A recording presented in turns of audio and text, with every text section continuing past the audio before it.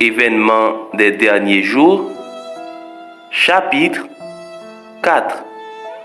L'Église de Dieu dans les derniers jours. Le peuple de Dieu garde ses commandements. 124.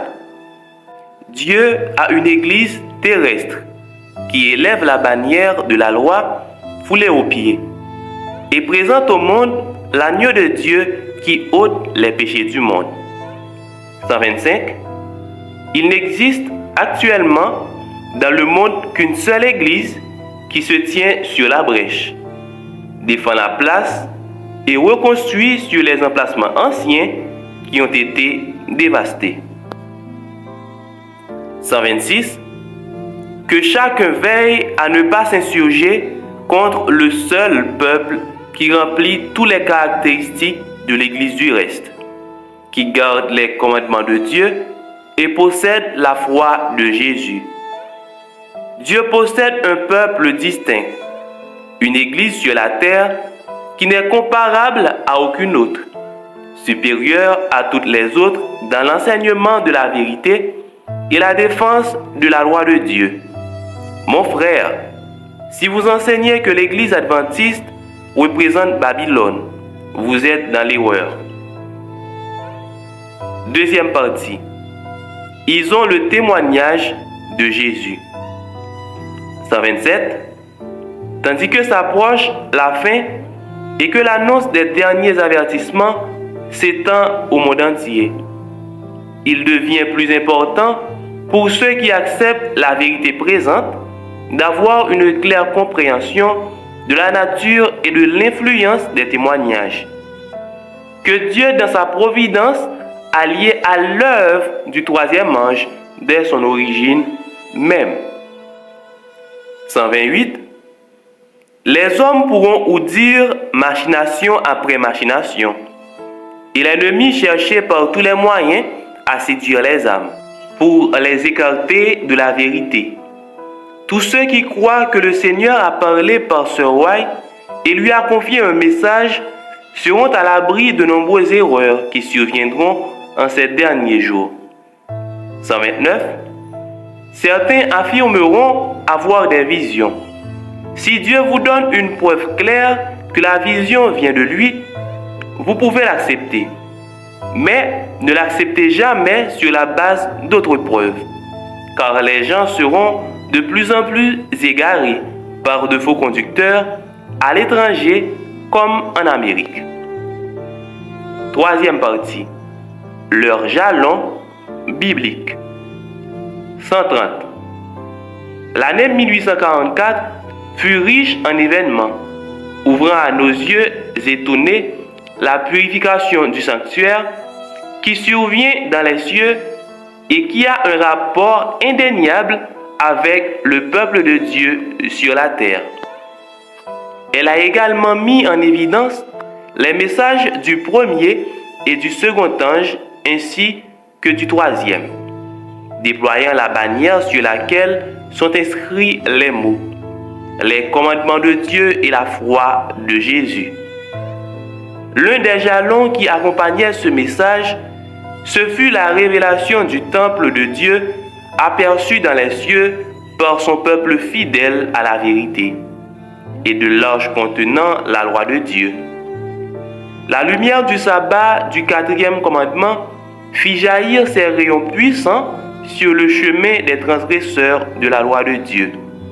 La nature mortelle des réprouvés est l'un de ces anciens jalons. Je ne puis rien évoquer d'autre au titre des anciens jalons de notre foi. Quatrième partie. La mission particulière des adventistes du 7e jour. 131. Le Seigneur a fait de nous les dépositaires de sa loi. Il nous a confié une vérité sacrée et éternelle, qui doit être communiquée aux autres par de fidèles avertissements, des réprimandes et des encouragements. 132. Les adventistes du 7e jour ont été choisis par Dieu comme un peuple particulier, séparés du monde. Par la grande puissance de la vérité, il les a arrachés au monde et les a mis en relation avec lui. Il a fait d'eux des représentants et les a appelés à être ses ambassadeurs dans l'œuvre ultime du salut. Le plus grand trésor de vérité jamais confié à des mortels. Les avertissements les plus solennels et les plus terribles qui aient jamais été envoyés par Dieu à l'homme leur ont été confiés afin qu'il les délivre au monde. 133. Dans un sens particulier, les adventistes du 7e jour ont été placés dans le monde comme des sentinelles et des porteurs de lumière. C'est à eux qu'a été confié le dernier avertissement destiné à un monde qui périt. C'est sur eux que brille la merveilleuse lumière qui jaillit de la parole de Dieu. Une tâche d'une solennelle importance leur a été confiée. La proclamation des messages des 3 anges. Ils ne doivent pas laisser leur attention s'en détourner. 6e partie. Pourquoi fut organisée l'Église adventiste du 7e jour? 134.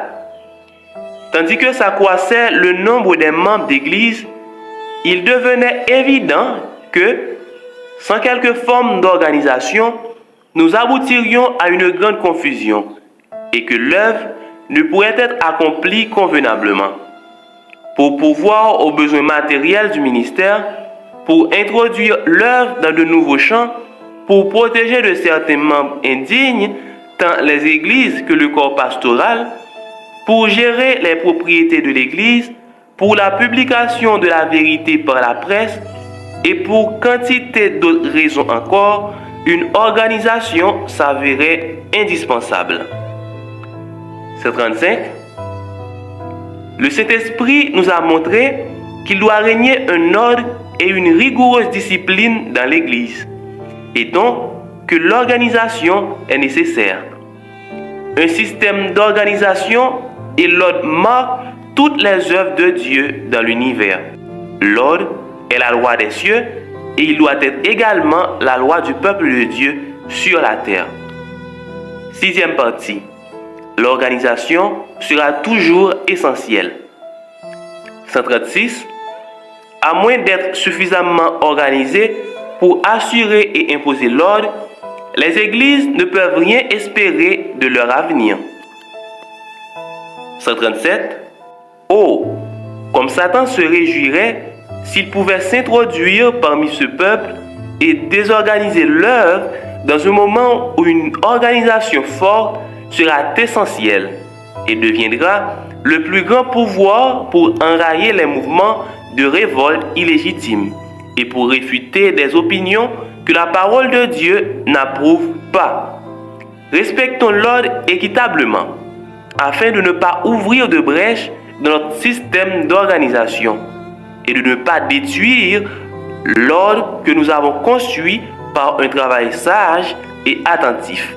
Il ne faut pas laisser agir des éléments de désordre qui souhaitent prendre le contrôle de l'œuvre en ce moment. 138. Certains ont avancé que, tandis que nous approchons de la fin des temps, chaque enfant de Dieu agira indépendamment de toute organisation religieuse. Mais le Seigneur m'a montré que dans cette œuvre, nul ne doit rester indépendant. 139. Tandis que nous approchons de la crise finale, au lieu de penser que l'ordre et l'harmonie de notre action soient moins nécessaires, nous devons au contraire nous montrer encore plus systématiques que par le passé. 7e partie. L'autorité particulière de l'Église de Dieu. 140. Dieu a investi son Église d'une autorité et d'un pouvoir spécial que personne ne peut mépriser ni négliger. Car en agissant ainsi, c'est la voix de Dieu qu'il méprise. 141. Dieu a remis à son Église les plus grands pouvoirs qui soient sous les cieux. C'est la voix de Dieu parlant par son peuple uni qui doit être respectée. 8e partie. faiblesse spirituelle et aveuglement. 142. Tout ce que j'ai affirmé à Minneapolis m'a été confirmé. Au sujet de la réforme nécessaire des églises, des réformes doivent être opérées pour porter remède à la faiblesse spirituelle et à l'aveuglement qui affecte le peuple, comblé par de grands privilèges et de précieuses opportunités. En tant que réformateurs, les membres de ce peuple étaient sortis des églises traditionnelles, mais voici qu'ils jouent maintenant le même rôle que celui joué par les églises. Nous espérons que nous n'aurons pas besoin d'une nouvelle rupture, tandis que nous avons à cœur de garder l'unité de l'esprit dans le lien de la paix. Nous ne voulons ni par la plume, ni de vive voix cesser de protester contre le fanatisme sectaire. 143.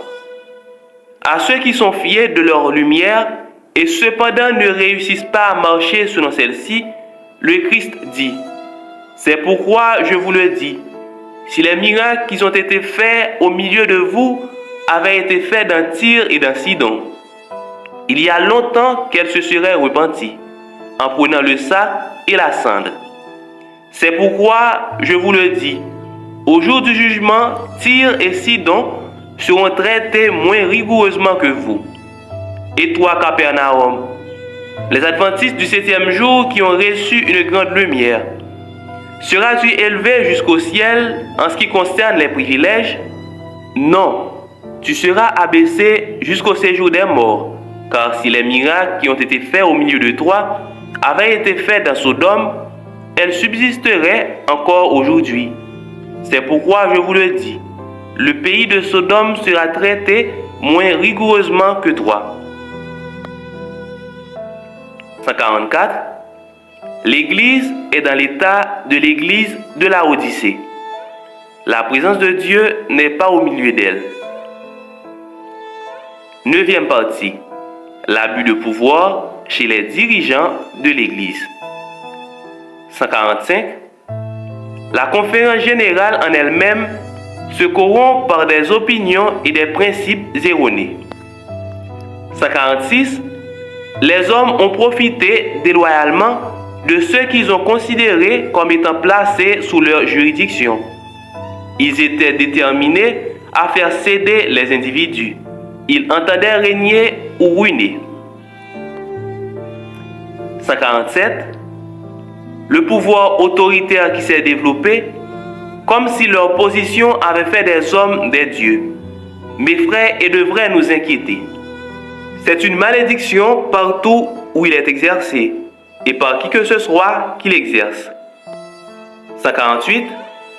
Trop de lourdes responsabilités ont été confiées à un petit nombre d'hommes, et plusieurs d'entre eux ne font pas de Dieu leur conseiller. Que savent ces hommes des impératifs du travail dans des pays étrangers? Comment peuvent-ils connaître la réponse à donner aux questions qu'on leur pose pour l'information? Ceux qui sont en pays étranger devraient attendre la réponse pendant 3 mois, en admettant que celle-ci soit envoyée sans délai. 149. Ceux qui se trouvent outre-mer n'accompliront pas ce que leur jugement leur permet d'estimer bon, sans avoir au préalable demandé la permission à Battle Creek. Avant d'avancer, ils attendent de cette autorité le oui ou le non. 150. Il n'est pas sage de choisir un seul homme comme président de la conférence générale. Le travail de la conférence générale s'est étendu et certaines choses ont été rendues inutilement compliquées. Un manque de discernement apparaît.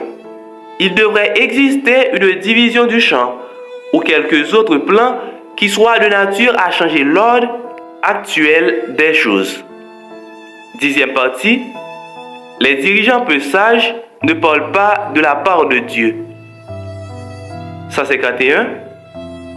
La voix qui vient de Battle Creek, qui a été considérée comme une autorité lorsqu'elle donnait son conseil sur la meilleure façon d'accomplir l'œuvre de Dieu, n'est plus la voix de Dieu. 152.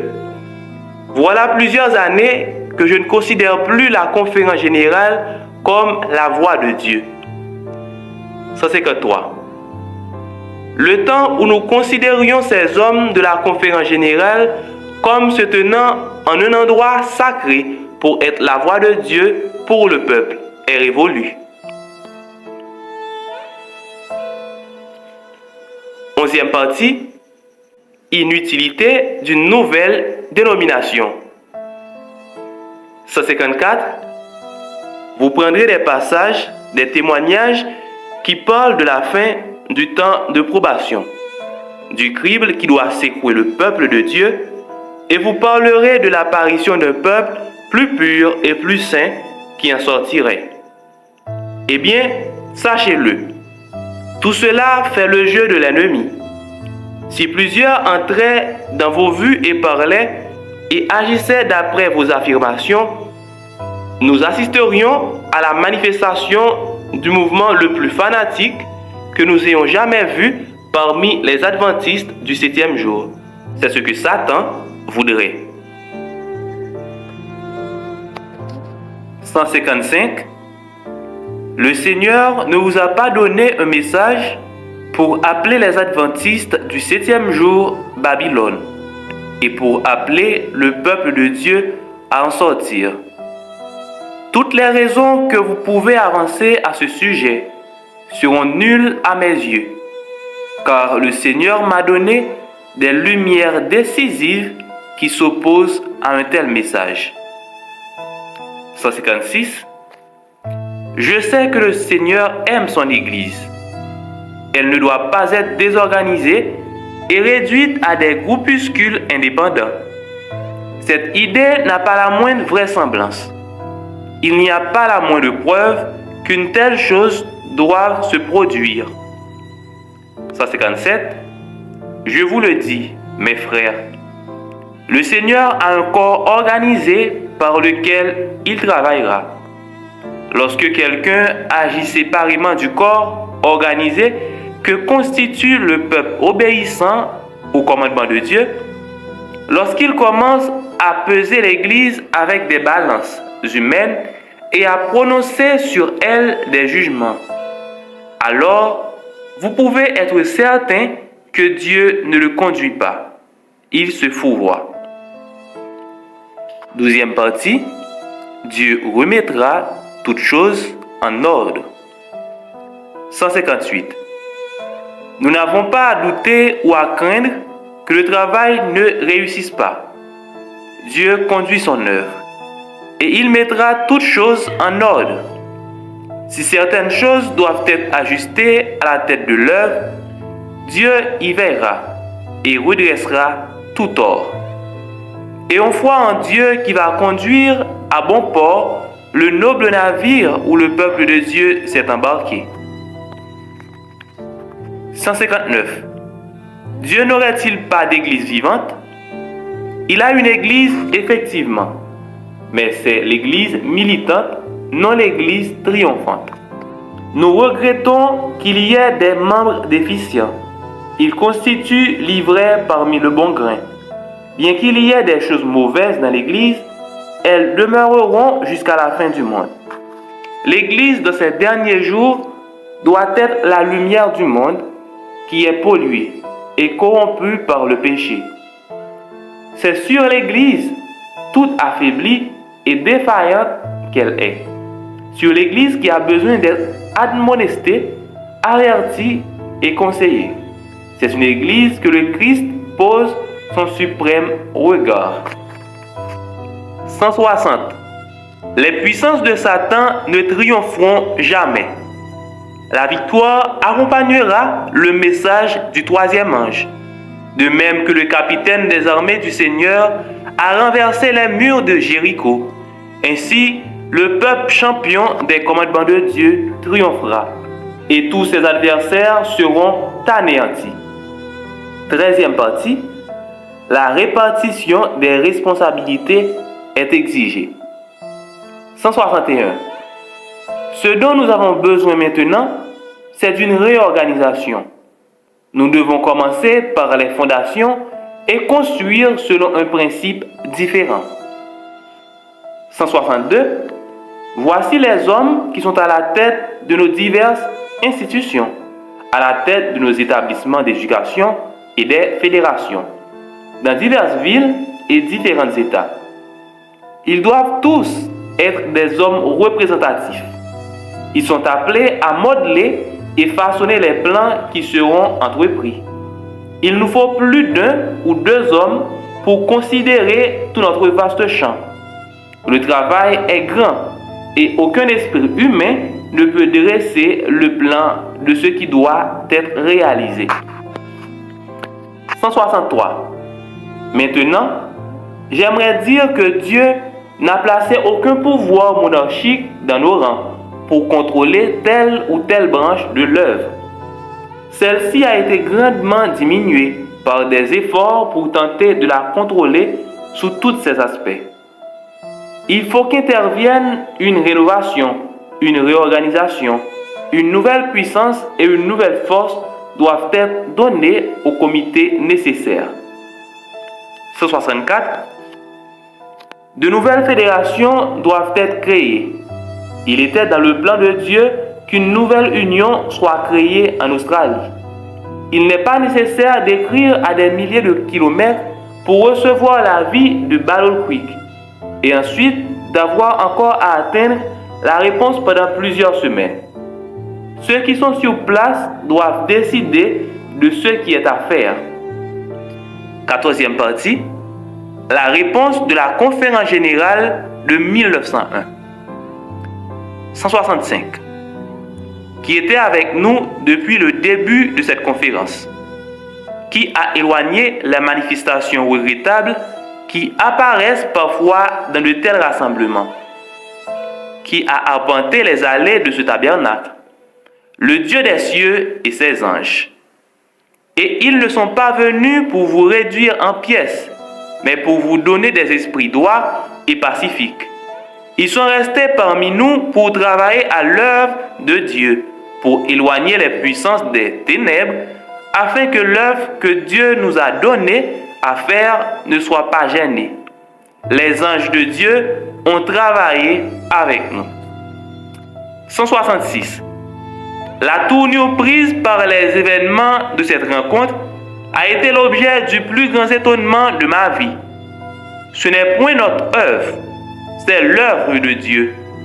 J'ai reçu des instructions concernant ce problème, mais tant que tout n'était pas complètement terminé à cette rencontre, je ne pouvais les comprendre. Les anges de Dieu n'ont cessé de nous visiter pendant cette rencontre. Je voudrais que vous vous en souveniez tous. Et je veux que vous souveniez bien aussi que Dieu a déclaré qu'il panserait les plaies de son peuple. 167. Pendant l'assemblée de la conférence générale, le Seigneur a travaillé puissamment pour son peuple.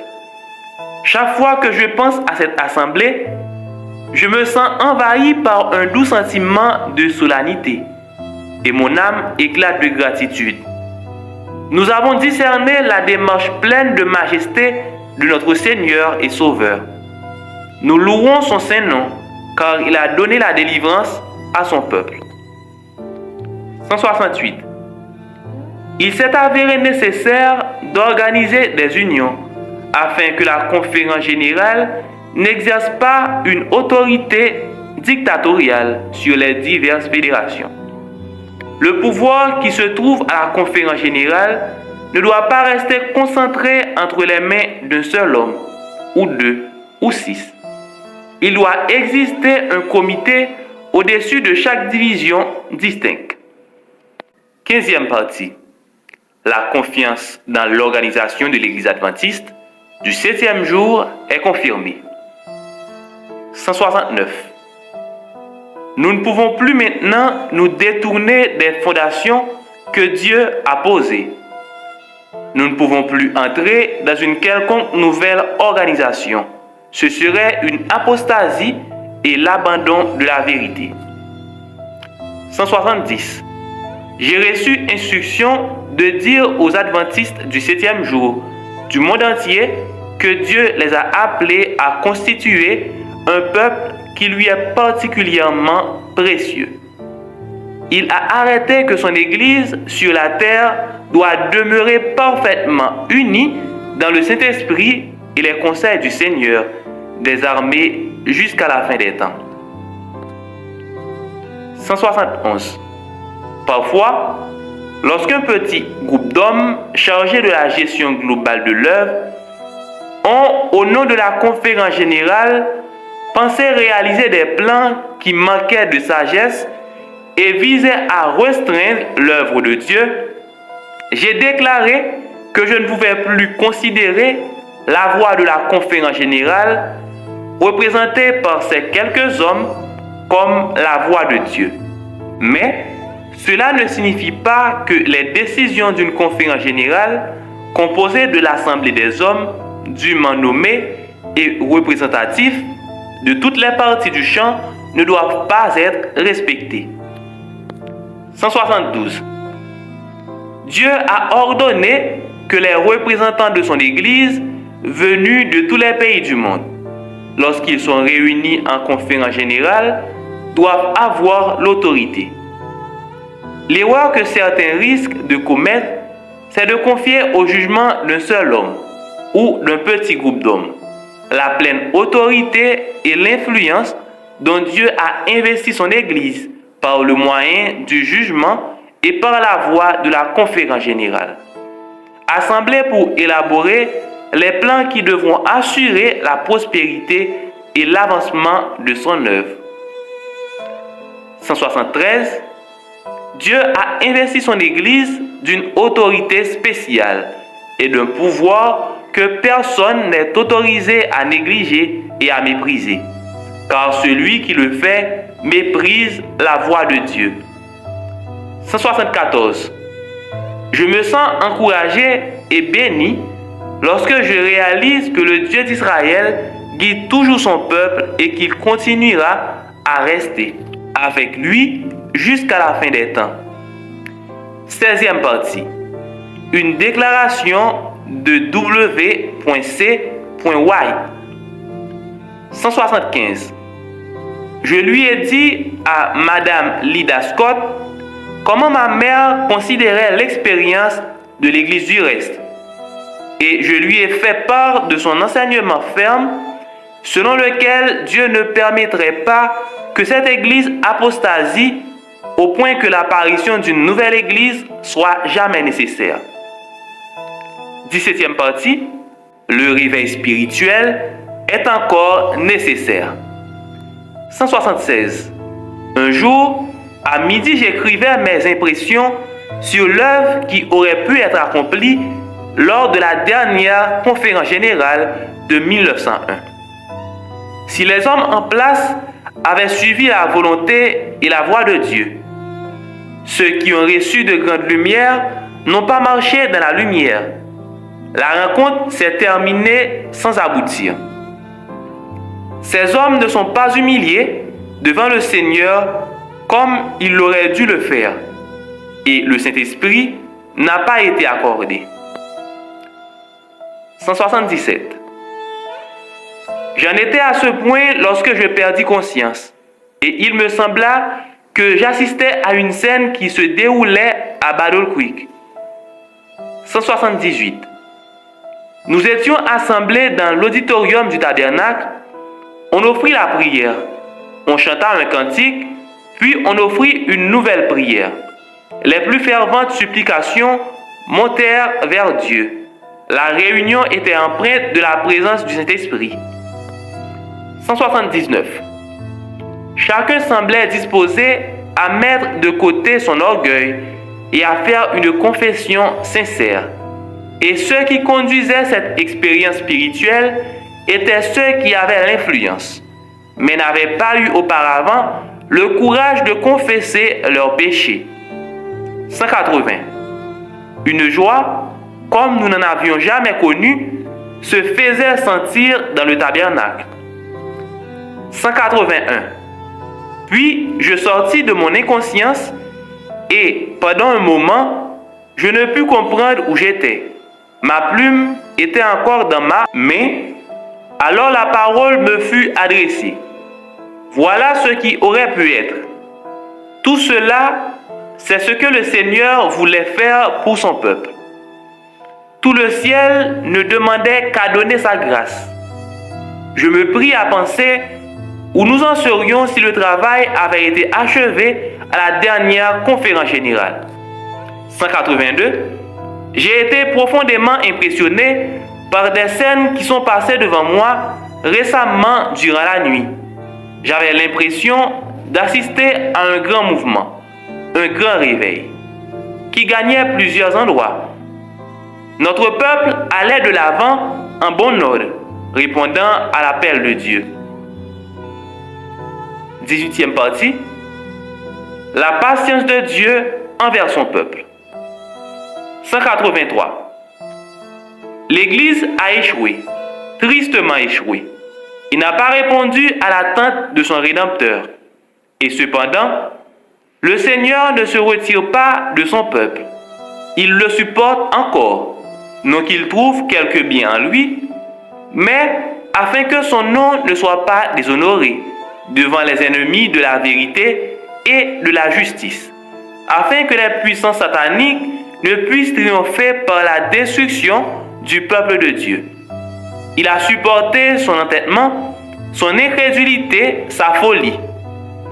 Avec une merveilleuse constance et avec compassion, il l'a discipliné.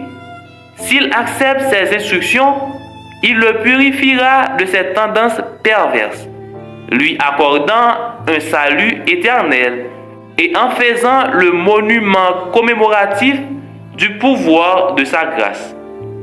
184. Nous ne devons pas oublier que l'Église, aussi faible et défaillante qu'elle soit, est le seul objet terrestre sur lequel le Christ porte son suprême regard. Il la surveille avec sollicitude et il la fortifie par son Saint-Esprit. 19e partie. Dieu travaille avec ceux qui lui sont fidèles. 185. Le Seigneur Jésus aura toujours un peuple choisi pour le servir. Lorsque les Juifs ont rejeté le Christ, le prince de la vie, il leur retira le royaume de Dieu pour le donner aux gentils. Dieu continuera à travailler selon ce principe dans toutes les branches de son œuvre. 186. Lorsqu'une église se montre infidèle à la parole du Seigneur, quelle que soit sa position, si élevée et si sacrée que soit sa vocation, il ne peut plus travailler avec elle. D'autres sont choisis pour porter d'importantes responsabilités. Mais si ceux-ci, à leur tour, ne purifient pas leur vie de toute mauvaise action, s'ils ne se contrôlent pas par des principes purs et saints, alors le Seigneur les châtie sérieusement et les humilie, et à moins qu'ils ne se repentent, il les prive de leurs fonctions et les blâme. 20e partie. Juger selon la lumière reçue. 187. L'Église adventiste du 7e jour sera pesée dans les balances du sanctuaire. Elle sera jugée selon les privilèges et les avantages qui lui ont été accordés. Si son expérience spirituelle n'est pas à la hauteur des grâces que le Christ lui a consenties à un prix infini, si les bénédictions qui lui ont été accordées ne l'ont pas qualifié pour accomplir le travail qui lui a été confié, alors la sentence tombera sur elle, trouvée léger. C'est par la lumière qui lui a été accordée, c'est par les opportunités qui lui ont été offertes qu'elle sera jugée. 188. Des remontrances solennelles et des avertissements rendus manifestes par la destruction de locaux, particulièrement précieux pour le service, nous disent « Souviens-toi d'où tu es tombé Repens-toi et pratique tes premières œuvres. 189.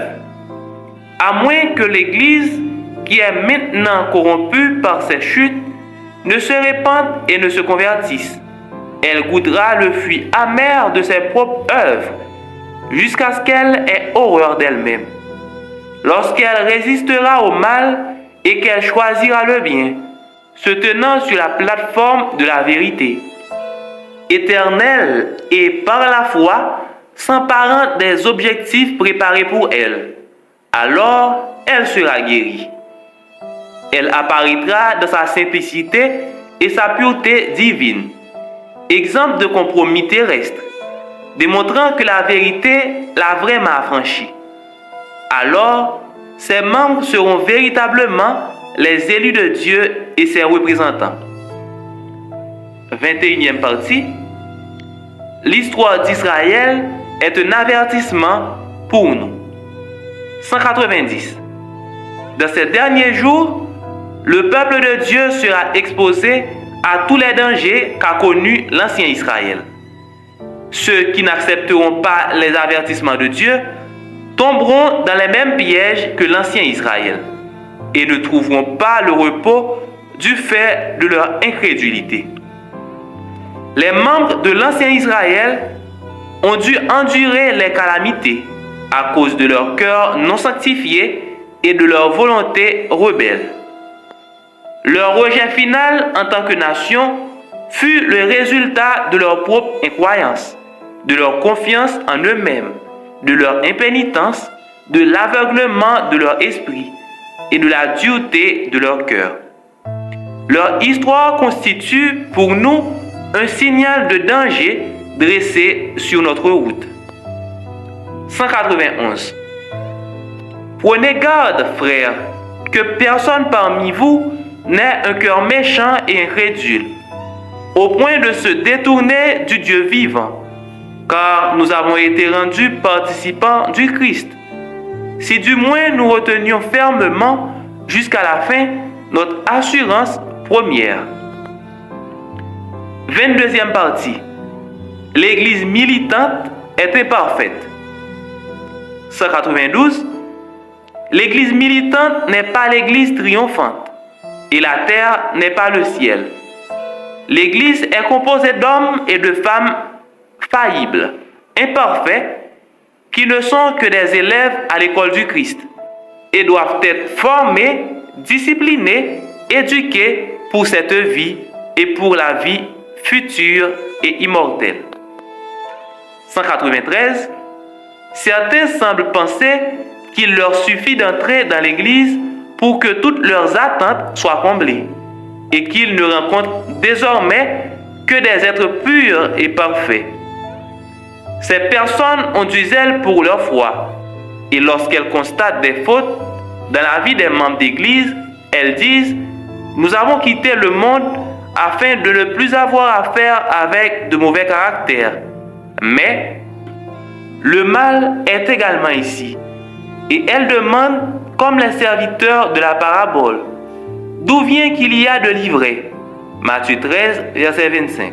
Mais nous ne devons pas nous sentir ainsi déçus, car le Seigneur ne nous a pas garanti que l'Église serait parfaite. Et tout notre zèle ne saurait réussir à rendre l'Église militante aussi pure que l'Église triomphante. 23e partie. L'Église triomphante sera fidèle et semblable au Christ. 194. L'œuvre est près de se terminer. Les membres de l'Église militante qui se sont révélés fidèles deviendront l'Église triomphante. 195. La vie du Christ était consacrée au divin message de l'amour de Dieu. Et il languissait intensément de faire part de cet amour dans une large mesure. Toute son attitude respirait la compassion et sa conduite était caractérisée par la grâce. L'humilité, l'authenticité et l'amour, chaque membre de son Église militante doit manifester ces mêmes qualités s'il veut rejoindre l'Église triomphante. Amen.